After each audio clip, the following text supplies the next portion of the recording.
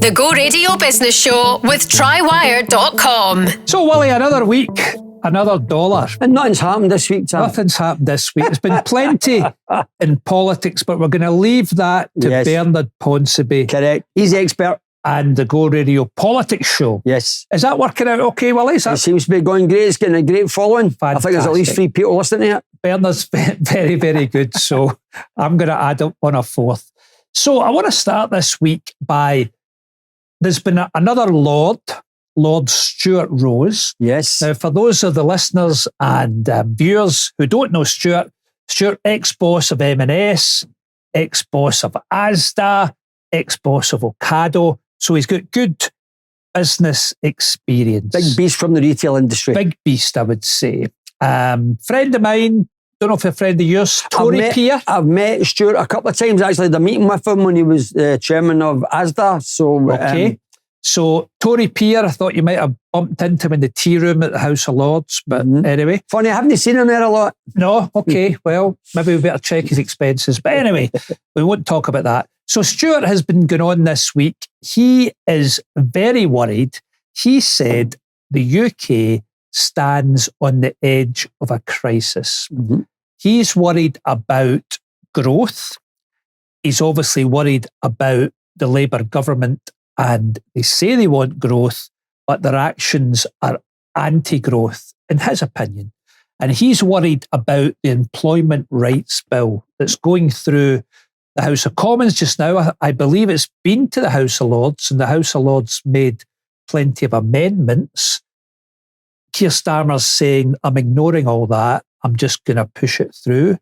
And just for all the employers out there, what this means is if you take on somebody, they get their full employment rights from day one. So paternity rights, day one. Unfair dismissal rights, day one. And therefore, and there's a whole bunch of other stuff, therefore, Stuart's proposition is that the UK is not getting a flexible workforce, which makes it harder for employers, which makes it harder for growth. I mean, you must have read the bill because it's been through the House of Lords. What's as a Labour peer, Willie, what's your thoughts? Well, I like to think that anybody who works for me, I think, have got good rights, right? So I don't need the government to lay down legislation. But what I would say is that not just what we think, big business thinks, right? There's been decisions made this week, which we'll talk about, that have made people make the decision to get out of the UK, right? And I think that regulation and policy and tax is frightening big investment away, right? And there's loads of proof of it this week, right? And I would say as an employer that I think that it's great that we're doing more and more to protect workers' rights. But I just think that if someone's worked for me for 25 years and somebody's worked for me for a day, how should they have the same rights? Right? I just think that that's not fair, right? It's not fair. So if you can be one day in a job and then you come in the following week and say that your wife's pregnant and blah, blah, blah, whatever it might be, or annual leave or the amount of holidays you get and the rights that you get. So I'm all for dealing with unjust rights against workers. I just think that this bill maybe is going a bridge too far. So, well, that's very honest of you, Willie, first of all. Secondly, so you employ tens of thousands of people. Stuart Rose has employed hundreds of thousands of people. Why do you think politicians don't listen to the likes of you guys? One Tory, one Labour. It's not a political thing, is it? No, it is a political thing, actually, because it's a left-wing thing, right? So, you know, someone who's proud to be called a gold card carrying socialist, right, understands it, but sometimes we can take it too far. And obviously the pressures from the unions and other people to get rights, and that's what they're there for. That's what they're there for. So I'm not complaining about that, but I think that a lot of common sense has to prevail, because what I end up happening, and I know they keep saying not, I think I'll end up costing jobs. I mean, that's the worry for me. If, you know, I do a wee bit of business in France. The French employment laws, Willie, my goodness, you cannot move. And therefore, there's no flexibility. And therefore, if somebody's looking to build a factory in Europe, to employ people in Europe, I want them to come to the UK. I want them to come to Scotland, but I want them to come to the UK. And one of the things is we had what I thought was a fair workers' rights, but it wasn't too restrictive. And Stuart Rose is arguing, this is making us inflexible. It's making us like the French. Now, we might come on and talk about the French economy.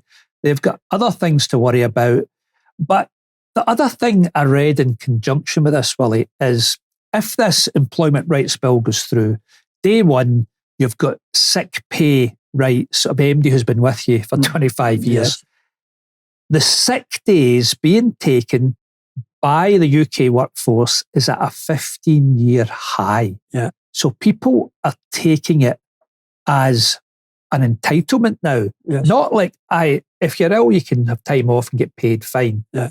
Nobody's got a problem with that. But if it's in your contract, you can take 5 days or whatever. People are taking it and then more. But I mean, how do we solve this? Well, this is really interesting because one of the arguments about working from home after COVID was all about, we've got less absenteeism and less sick days. Yeah. And it's now proven that is not the case. Right. That is not the case. So, and there's all sorts of other things that are thrown up by this. But let me give a wee example where when you've got businesses across the globe, right, about the differences of employment rules. Okay. Right. So if you take, we've just been discussing the UK. Yeah. But if you take the employment rules in Australia. Australia, okay. Right. You've got a big business in Australia. Right. So how many people have you got there? A couple of thousand. Really? A couple of thousand people. Right. Maybe more than that now. Okay. But so there'll be tougher laws. You'll sit down with the unions once every 5 years and you'll have a bargaining agreement, right? So an employment bargaining agreement, EBA. And you sit down and you sort that out and you get all the rights sorted. And then in the 5 years you sit down, right? So there's heavy union in Australia. But whatever way it works, it seems to work. Right? It seems to work. So I've got no problem with that at all. But the thing, when I get to Kuala Lumpur, Hong Kong and Singapore, there's different rules. Right? Okay. It's not as stringent, Sure. right? But it's not then the case that you take advantage of that. Right, so you try and treat the people right no matter where you are. Sure. I don't want the government to tell me how to treat people. But right? you're a good employer. And I know, to be fair, that not everybody is, right? I get that. But when you go to the States, right, which is the largest economy in the world, yep, where people are queuing up, right, the workers' rights there, I would call it the rights for the employed, right, are much more flexible. The word that you use, flexible, much more flexible. And that flexibility is the thing that attracts people to come and invest there. So for me, I think there's learning. We've got kind of global feedback for how it all works. And I know that my HR team learn. We go to Australia and see what's good, what's bad. So we try and make it better for the people every day that works for us. So, but I just think that when you have that inflexibility, it's a bit more difficult, especially for smaller businesses. Well, this is it. And this is my other gripe with Keir Starmer. Yeah. He keeps saying, we're for the working person. Yes. Right? Mm-hmm. Now, somehow, I think that implies that people running small businesses are the working people. Mm-hmm. My God, they're the hardest working people, as far as I'm concerned. Yeah. And it happened to a pal of mine this week. One of his employees came to him and said, listen, you do treat me quite fairly, but I've just worked it out. If I go on benefits, I can get my rent paid, I can look after my kids, and I'm going to be better off, therefore I'm off. Yeah. And will you just will you pay me off so I can get my benefits? Yeah. Now, the whole point of it should be people should be incentivized to work, not to be on benefits. Yeah. Now, do you think this Labour government has the chops to take that and sort it out? Well, I think that one of the best things we've done, and I think it was the number one thing for you, is there's no 0 hours contracts. Okay. Right, and that's right. That's absolutely right. And to be fair, I have to say that when this was introduced, right, by the Tories, what happened is that they took the credit for creating another 1 million jobs. They didn't. Because of 0 hours contracts, all they did would take away the whole black market for labour for cash, getting paid cash. Right. So everybody Which then... be a bad thing. No, actually. it's not a bad thing, right? But what I'm saying is, it wasn't a million new jobs. Yeah. Right. So the black economy went back the way, but the point, Willie, is it's got to pay to work. Totally. It's got to. Well, I can give you another example that someone told me yesterday. Lady was in seeing me yesterday. She's trying to get an assistant for her shop, right? And she cannot get MD, right? The first 3 people that came in last week was, no, I can only work these hours and work these times. On it, no, and if you want me to work over 16 hours, then you need to pay me cash because I'll lose all my benefits. See, that doesn't make sense. No, and this is see when people talk about cutting people's pensioners' electricity allowances in the winter, cutting people's invalidity money. It's not that we should be looking at where systems are getting abused. That's it. Right, that's it. And what happens, but is, to be fair, and I've said this before, where the media, what happens is the minute there's any talk at all about taking away any kind of benefits, they go and find something. They go and find the worst story. A terrible situation for a person who needs all the help in the world, and that's what's put up as a sample. I call it the Daily Mail test. But governments can't be governed by what the Daily Mail put on their paper. No, they can't. And the sad thing as well is we talked about it last week, right? And this is where we have to watch when we start to add more and more regulation. 167,000 more people are unemployed since we came into power, right? Which is no use. And we mentioned 67,000 in the retail industry, which is no good. And I think when you add regulation, you will only add to that number. Yeah. And I've been saying for a long time, I've been saying for 18 months that unemployment is going to go above 5 before it ever goes near 4. Yeah. So I think if Sir Keir Starmer is listening and watching the Go Radio Business Show, I would say to you, Prime Minister, we're all for the working person, but just remember, some of the hardest working people in Britain are the people who are striving with their own small businesses, and we need to remember them, because the best social policy that's ever been written is a decent paid job. Prime Minister, get on with it. I'll get you an appointment with him next week, Tom. No thanks. Now, let's go from the sublime to the ridiculous. Folk on benefits to Elon Musk. Yes. So Elon Musk's board are contemplating, well, I had to read this twice in the FT, that over the next 10 years, subject to certain hurdles, Elon Musk could earn a trillion, and we talk about this often, I don't know how many zeros it is, but it's a lot, $1 trillion of stock if he hits. Now, here's the hurdles. He's got to take his EBITDA, as you and I know, earnings before interest, tax, depreciation, amortization. He's got to take it from 13 billion today, and he's got to get it to 400 billion in 10 years. And he's got to take the market cap, what it's worth in the stock market, from about $1 trillion today to 8 trillion. And if he doesn't double these things, he doesn't get a penny. Now, do you think anybody is worth that sort of money? Absolutely no chance. But what I'd also say to you as well, me and you have had many discussions about Elon.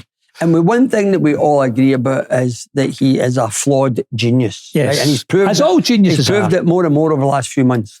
Here's what I have to say about that. Okay, come on. These guys have just put these numbers out there to shop. Right. Now, think of the uproar when he was offered 30 billion. Remember the last time? And the judge in Delaware says no chance. Right. So some shareholder took them to court and they get knocked back. Right. I'm going to have a bet with you. Not only will Elon Musk not make that, so get a grip of the date today, within the next 2 years, Elon Musk will not be the CEO of Tesla. I'm writing this down, Willie. Right. We'll have a wee bottle of wine in that. Right. So what I would say is the numbers are unimaginable, even for me and you. But if somebody came to me with a deal that said, Tom, I'm going to increase the value of this company 8 times. I want 1 click of that. So you're going to get 7 times. I'm going to get 1 times. I would go for it. You as an owner, you would absolutely go for that. And if someone does that, your company, you'd be delighted to give them it. Right? So that's the argument for that. What I'm saying is, you know what I mean? There's no chance of him getting that money. I don't think there's any chance that Elon Musk, I'll go further, no chance of ever getting a bonus out of Tesla. Woohoo! You heard it here first, folks. Yes. Elon Musk's bubble is burst at Tesla. So his sales are down. Yeah. And I was speaking to the new CEO, Arnold Clark, Russell. Yeah. Thank you for your support for the Kilt Walk, Arnold Clark. Yeah. And he was telling me he's been out in China, speaking to the Chinese electric vehicle companies. And he said, Tom, they are sensational. And they're beginning to bring them into Britain through Arnold Clark, bring them into Scotland. And he said, you will not believe the quality and the price. So I think Elon has got a tough road ahead. Well, before Elon, had his day in the sun with Donald, the Chinese manufacturers, was it Beyond Your Dreams bid? Yes, BYD. Right? Make cars. They were beginning to make a big dent in Elon's home market. Yeah. Right. In fact, I read yesterday that Mexico are going to put 50% tariffs on China. I don't know what's happened there. There's a wee squabble starting. But even Mexico is? Yes. So even with a 50% tariff, that their car at $21,500 is still cheaper than any other electric car available in Mexico. Wow. Right? And the Mexicans obviously have fell out of love with Elon. Right? Right. So I think that this, I would say that within 2 years that Elon will take himself off to run SpaceX completely. Wow. And will probably make a really good success of it. Yeah. Right? But I think... he's got a lot in his plate. The people now, I think in California, when they were setting fire to all the Teslas, they were saying that you could get free cars to the gallon. Trust you, Willie, to come up with a thing like that. So the other thing, Elon's not had a great week, Willie. You might think getting offered $1 trillion is quite a good week, but he's been knocked off his perch as the world's richest man. Can we start calling him Poor Elon now? Poor Elon, right. Poor Elon. So the richest man in the world now is Larry Ellison. Yes. Luxury Larry of Oracle. Yes. And he overtakes Elon. On one day, Oracle's share price jumped 40%. Yes. And Larry Ellison's personal worth jumped by $100 billion.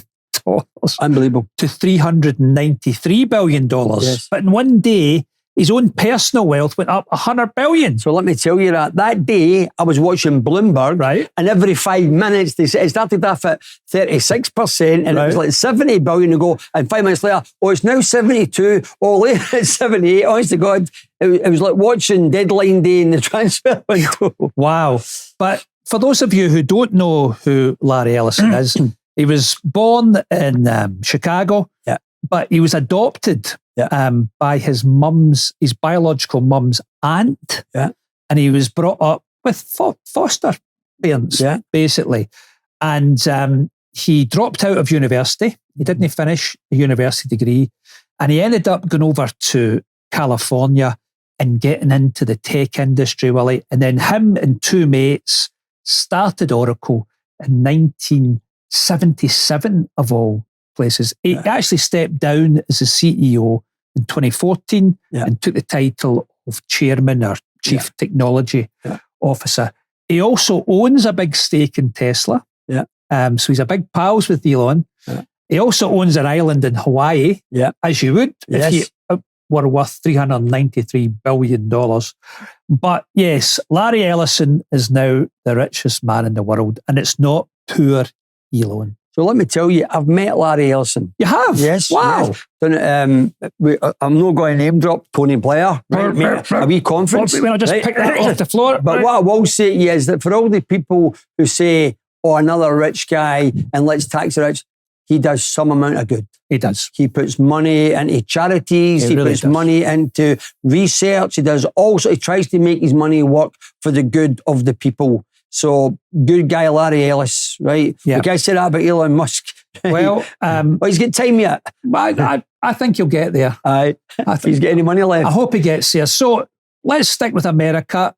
Our First Minister was in the White House this week. Yes. ahead of President Trump is coming to the UK for a second state visit. Yes. Has that ever happened before? First, it's a first. First time. So he'll be as pleased as I've got to watch my language here. It's a family show, but Donald Trump will be very pleased to have a second state visit. Yeah. But our First Minister was in arguing about tariffs on Scotch whisky. Right. Do you think he got anywhere? Well, let me just say, I know that we said that this is a business show, but I have to say, I've got to say this.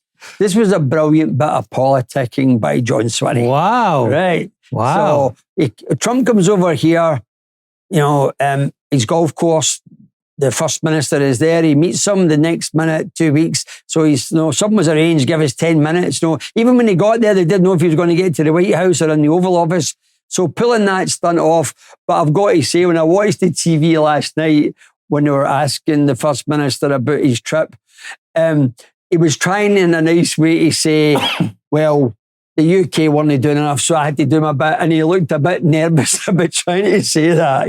It takes me to go to the States to sort out the tariffs. So won't be interesting, but I think you made the point, right? See if Donald does his bit. Do you think the First Minister will do his bit by maybe taking a bit of the tax off of whiskey in Scotland? There's a good question. There's a good question, because I don't have the numbers in my head, Willie, but whiskey is taxed at the highest level by UK government and therefore Scottish government. Yeah. But am I right in thinking that this was a kind of collaborative joint effort between Westminster and Holyrood to get the First Minister in, or is the First Minister claiming it was all down to him? Well, nobody's claiming anything, but I didn't see that. I didn't see that being out there. That was Trade UK that arranged for the First Minister to go there. So, to be fair, why could I not done it in a wee room in Aberdeen last week? So, well, by the way, 10 out of 10. So you've heard it here first. Lord Willie Haughey, Labour peer, has said, well done, John Swinney. Well done, John Swinney's team, in thinking of that. Right, a good chess move in the political scene. The Go Radio Business Show with TryWire.com. Tom. Yes. Good news again. Edinburgh business Phaedra is set to break records and build the world's biggest battery here in the UK. The company secured $750 million in backing from the likes of the National Wealth Fund and the institutional investor EIG. The battery will be located in South Yorkshire, by the way, right in Ed Miliband's backyard, and will be able to store power for 780,000 homes. Wow. The company is also developing a second large battery site to help stabilise the grid in Nottinghamshire. And when complete, the two alone will represent 11% of the additional storage capacity the country needs to achieve its 2030 goals. The site is to be operational by mid-2027, and the business is led by Chris Elder, based in Edinburgh, and a graduate of Aberdeen University who has 20 years' experience in the energy sector. These are the sorts of numbers we like to hear about businesses raising this sort of money. The numbers are huge, Willie. £750 million pounds for this. Good on them. Mm-hmm. Why is it not in Scotland? Oh, that's right. The UK Energy Minister's constituency, Ed Miliband, that's where it's going. Yeah. I wonder if that's a coincidence. Probably not. See, be fair to them, a lot of people don't want them in their backyard. They don't? Right. So what does it look like? Well, huge. I can't imagine. Well, the ones that I've seen look like big giant containers. Right, okay. Big black giant containers. So it's a bigger version of that is all I can say. Okay. A guy's actually applied for planning for to put a couple smaller on one of my farms up at Bridge. Yeah. And will they get it? Well, I hope so, because we need it. We are turning off, we're paying people billions a year to turn off, the wind turbines. Right. If we've got the storage capacity, we've got more batteries, we can have them on all the time, and that will help us. Right. Wow. But this is huge. 11% of the energy that we need, is amazing.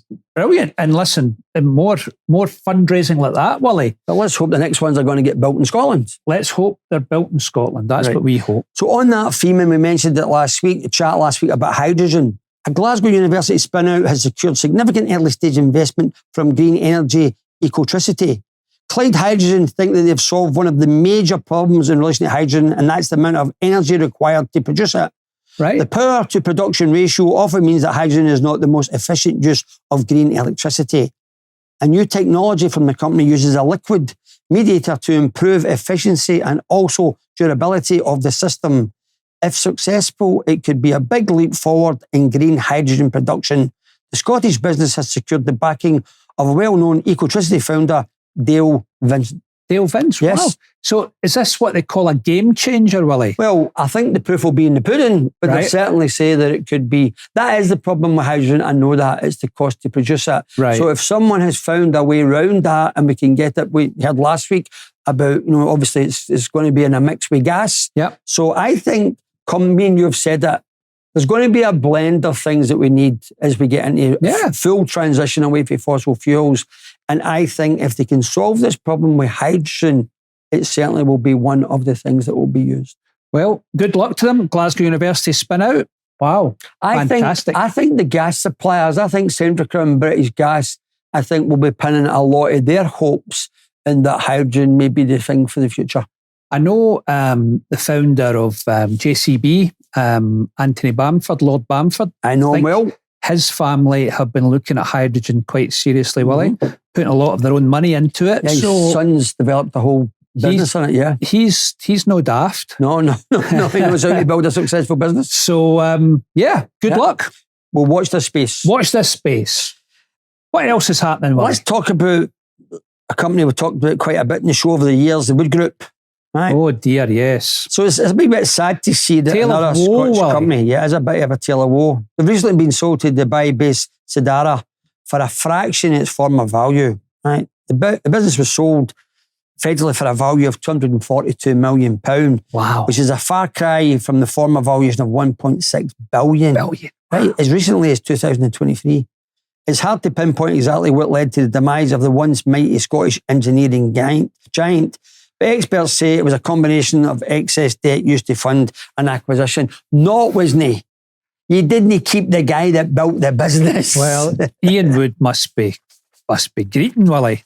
Now, he hasn't been involved for a long time, but on the stuff I was looking at, they pinned the worries and the woes on fines they had to pay the regulator. Therefore, they weren't doing the thing properly. Yeah. They had loss-making contracts, and there was litigation payments. Yeah. Now, all of that tells me one thing: bad management. Bad decisions and bad acquisitions. Because it's the management who, if you pay a fine, it's because you did something wrong. Yeah. If you take a loss-making contract, it's because you haven't worked it out properly. And if you have got to pay litigation payments, once again, so I'm going to pin that, not that I know anybody there, on the management. If you're into the management, you want to come on and argue with me, come on. They paid $2.2 billion buying AMEC and Foster Wheeler. Right. So whether the due diligence was right or not, but the debt burden of the purchase of the Wood Group, then the debt burden of buying that, it looks like it tried to get too big too quick. But whose fault's that? Well, management, of course. Ian Wood wouldn't have made those mistakes. That's what I said. Yeah. Right. Keep the man and keep him advising. So I think it's a shame. It's a shame. This was a company that we have waxed lyrically about for years and years and years. Yeah. Right. As they headed up towards that 1.6 billion in value. So I just hope, because it's been a part of that, hopefully that things are turned around and the company goes from strength to strength. Now here's some good news, Willie, that I want to ask you about. Go on. So ScotRail, taken into government ownership, have had their largest ever intake of apprentices. So I know you're my apprenticeship champion. Yeah. And you talk common sense about how to change, how to get more apprentices in the workforce. I take it this is good news for Scotland. Me and you discussed this long and hard about privatisation and national, so it's been back into the government, run by the government. And we're all a bit wary of what happens. Right? There's no great evidence, as you keep pointing out, of governments running things better than the private sector. I would have to say, this is great news. Right. So whoever convinced the people for the government with the purse strings that this is in the long term great for ScotRail to 46 new apprentices at this stage, I think is absolutely fantastic. So well done. Yeah. Well done. I mean, so you cannot, even I cannot complain about that. Yeah. Well done, ScotRail, for doing that. I guess my thing is It's the taxpayer, it's me and you, and the good listeners and viewers of the show who pays for ScotRail now. Yeah. Let's see if they can get it to break even. Yeah. Because my sources tell me no chance. No chance. I think it'll be tough. But building on the good news. Yes. McGill's, the bus fuel, friends of the show. Eastdale Brothers. Right. Sandy and James. They've just announced they're going to spend 25 million building a new depot in Tradeston. 5 minutes for the studio, which is fantastic. And hopefully there'll be, a new fleet of 300 additional vehicles. Right. So that's a spin-off for that. It'll be hopefully jobs. Alexander Dennis or somebody's getting building the buses. Hopefully that they'll get built in Scotland. Yeah. But this is fantastic. And I've got to say, for to spend 25 million in trades is brilliant, because that area is the place that time has forgot. Really? So right. Well done, Sandy. Picking that site. Right. I know that this is the business show, and I'm thinking about the effect on business. Right. I have been worried by what I've seen and what's going on in France this week. Ah, yes. The French know how to cause a rammy, Willie. Yeah, well, they know how to have a revolution. They do. And they actually had banners to say that that's what they were looking for. But the reason why I bring it up was my worry was watching what they were doing to the businesses. Right. They were actually setting cafes on fire before the people had actually got up off their seats. So just for me and the viewers and listeners, what's the context of this, Willie? The context is that this week France had to install its 5th Prime Minister in 2 years. Nearly 3 years. Sounds like the Tories, no? Right. But it's worse than that, Tom. Worse than the Tories? No, but I didn't know this. I couldn't believe this when I seen it. France is in a much more worse financial state than the UK. Right. So it's debt. France is a busted flush. Wow. Right. And I don't know if you've seen it, the outgoing Prime Minister who was handing over the new Prime Minister, Locarno, says, good luck with that, pal.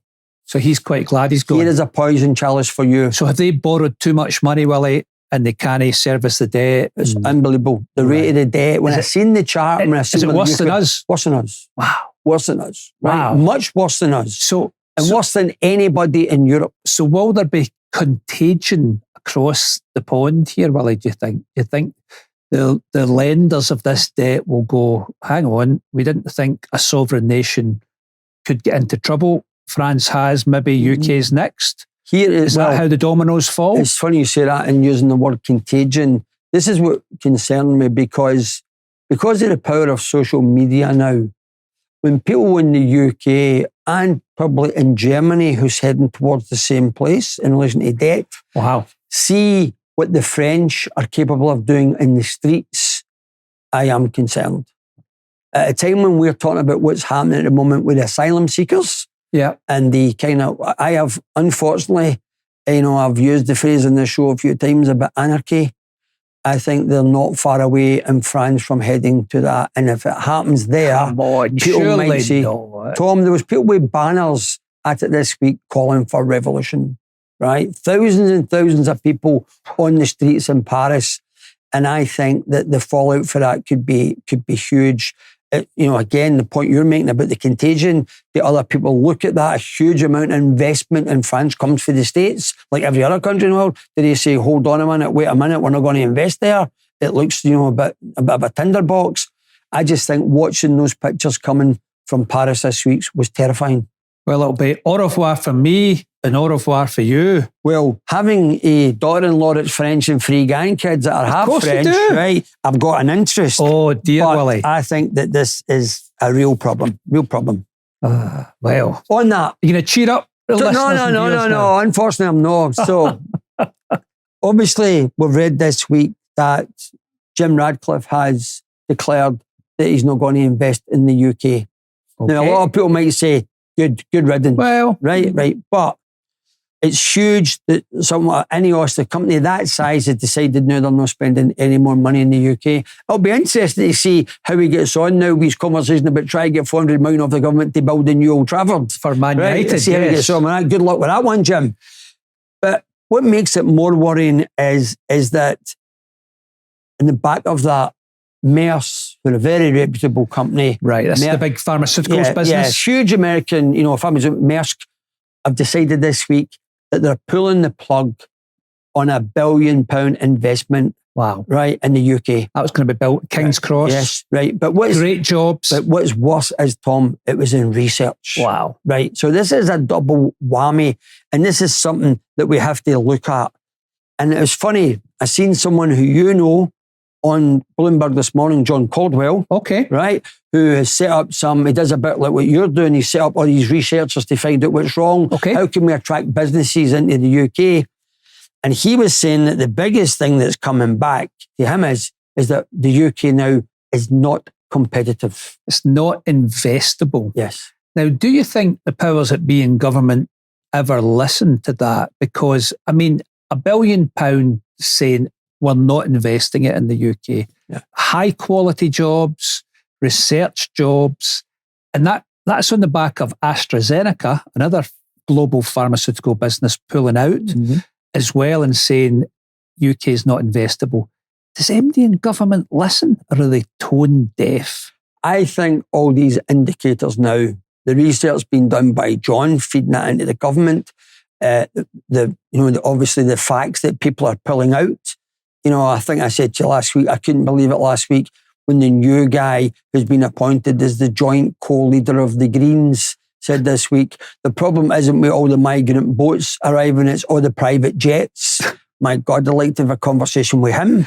Right? Get him on the show. To see how that works. I don't know who you are, but come on. That'll be really good. But I think that this is really concerning. Here is 4 stories at the moment that we're talking about here that would make you concerned as to what's happening altogether. And the whole thing about people in the streets in France is about finance. Yeah. It's about finance. So it's not about anything else. It's not about laws. It's all about the state the country's in.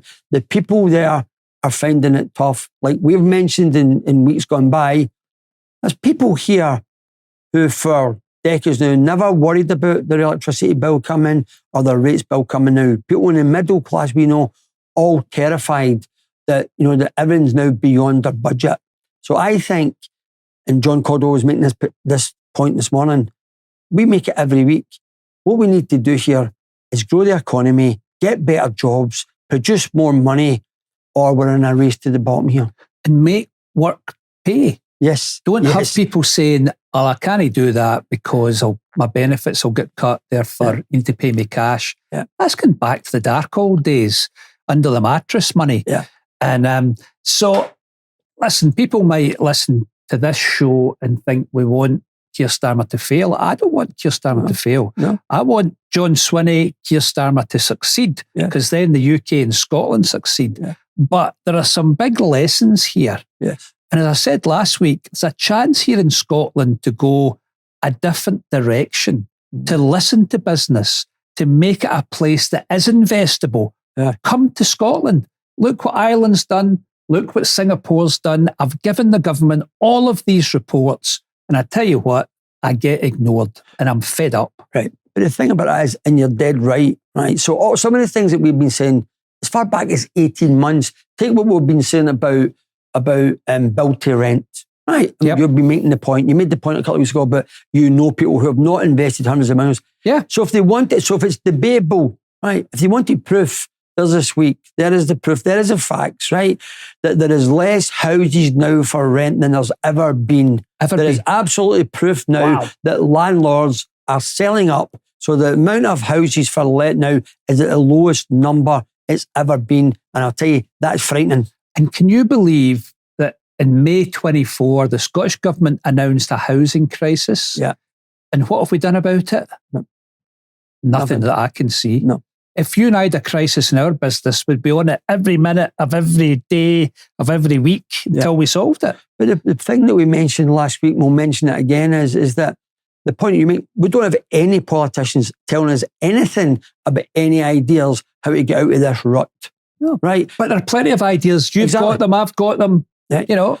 Some of them will be good, some of them will be bad. Right? They're not all good. But nobody that we've seen from any shape, any party is coming out and saying, here's something where we go, wow, that might work. Wow. Right? That might work. At the moment, it's all about tax, cut, and by the way, don't worry, cut will be more and more in the public sector, right? Because that's coming, because you can't tax the amount of money you require at the moment.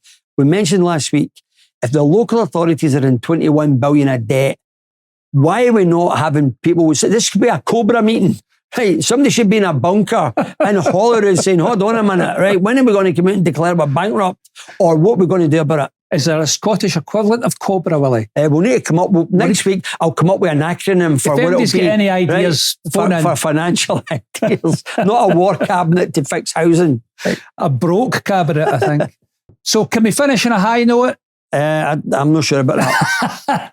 All I would say to the viewers and listeners out there is, you might think we've been a bit downbeat this week, and there's a few things to be downbeat about. But in your business, as you're running your business, only worry about the things you can control. Yeah. We can't worry about the French. We can't control Donald Trump, even if John Swinney thinks he can. Well done, John Swinney, says Willie. And but you worry about the things you can control in your business. Worry about your customers. Worry about your cost line. Worry about your sales line. Because we need you to succeed. Right. And hopefully you get some snippets here. And I apologise for Willie being so downbeat this week. Anyway, we'll see you all next week. The Go Radio Business Show with Trywire.com. On the board you can't afford this week, two special guests, Dan and Stevie from Moving Parts. Delighted to have you in the show, guys. Thank you very much. So you get 5 minutes to tell us a story about your business, and then we can get into the question. Moving Park is a charity that's in South Street in Glasgow. We predominantly deal with urban sports, and what we're trying to do is develop physical literacy and the confidence in the early years of kids getting into sport, and then the pathway into sports specifics. Our sports are predominantly urban sports, and we have a kind of one price for the kids so they can come in and dip in and out of the sports. Our kind of model is they do something on equipment, they do something that's mat based, and then they do something that's wheel based. So if they dip in and out that, the confidence grows, and then hopefully it develops into lifelong participation. Yeah. One of the big massive things is family participation. I think that's a key player to getting people involved in sport for the rest of their life. Is if the family join in it, you know, we start making physical literacy as important as other literacies like reading and writing and counting. So, you know, physicalness is disappeared over the years. And we are too sport specific. We go straight to play a one sport. So Movement Park is varied movement. The kids don't just play one sport, which, you know, obviously develops their movement range. So that's what we're doing. Okay. At this moment, we've got a fantastic opportunity because Movement Park is now grown to quite a length that we're in talks with Edinburgh Leisure Trust and Dundee City Council, and we're looking at golf courses. These golf courses that are not doing so well and maybe need modernised. We're in talks with them, terms and conditions and things like that, to upgrade the golf courses to sports hubs. So it's not just one sport that's working, it's a sports hub, and you can play from grassroots, playing via Granda, all the way to performance. Yeah. So that's kind of where we're at. Right. And how many members at the moment do you have in South Street? We have over 2,000 members come through the door on a week. We have footfall over that. So it's growing. So the model is working. And we're kind of a wee bit stagnant at the moment because it's an old building in South Street. It's an old industrial area. And so what's the average cost for people to enter? £25. Yeah. It's only £25 and you can get 3 different sessions a week. So, you know, you can come in and do skateboarding, parkour, roller skating, all the different sports we've got under there. And you can dip in and out. You don't have to come to the one club, the same club every week. So is that £25 for every, so if you had 3 kids? Yeah. Right, okay. Yeah, we have scholarships that people come in if they can't afford it. Right. You know, we've got different stuff, and we've got some funding from various funders. And would they say a 14-year-old kid wanted to join? What would it cost them? Same? £25. £25. If you're an adult, a kid, the whole shebang. Yeah. Right. Adults generally play free. So when a family come to play together, the kids only pay and the adults play free because there's not enough of that. Yeah. Families are not playing enough together. Right. You know, you whack your kid into a sport, let them play, come back, you don't know what they're doing. Okay. You know, you go away and do your shopping. No. You got to come and play. So if you're seen doing something silly and you can't do it, your kid's more apt to try it. Bro. Sam, what do you do? What's your involvement? So I sit on the board of Moving Park, and it's just an unbelievable charity in terms of what it delivers, social outcomes. But the plan is, I'm a golf pro to trade, so the plan is to look at these municipal golf courses and local authorities and help the local authority in terms of alleviating some of their financial issues. Yeah. Take that, go into those communities, which are generally high SIMD areas, and deliver some real community value, and grow everything round about that. And it's massively interesting. Yeah.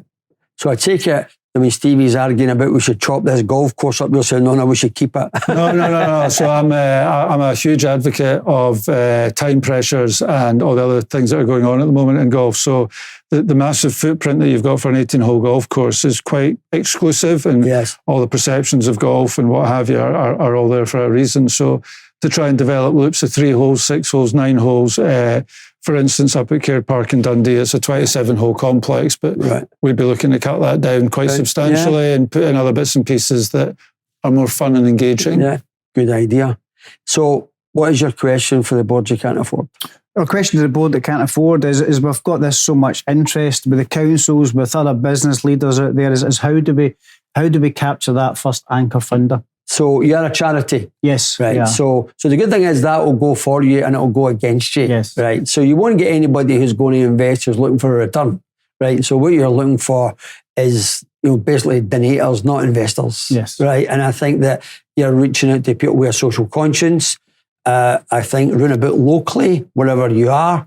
That's where you can start to get smaller businesses, know who would help, come along, fund, get a bit of advertising, do whatever they can do.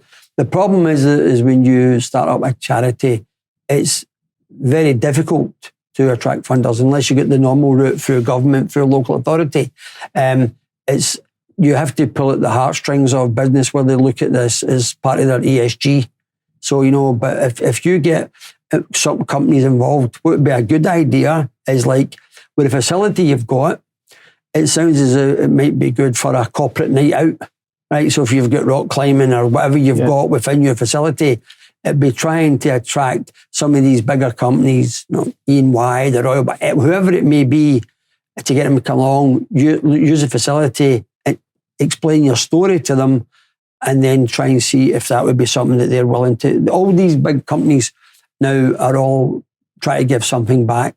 And if they've seen something like that in action, rather than try to explain it to somebody with a glossy brochure or down the phone, whatever, if you could come on and see, get a really good video made up of it. I know it's difficult now because of, data, but if you can get something done about what the facility looks like, I think the only way that you're going to get funding for this would be through charitable donations rather than investors. I wish you all the best, right? Thanks but it will much. be tough, right? It will be tough, but as I say to you, to answer the question, I think that's where hopefully the part of the place that where you have to look is other charities to help you. Thanks very much. You're welcome. Another show in the can. So thanks for listening. Thanks for watching. And we'll be back next week. Thank you.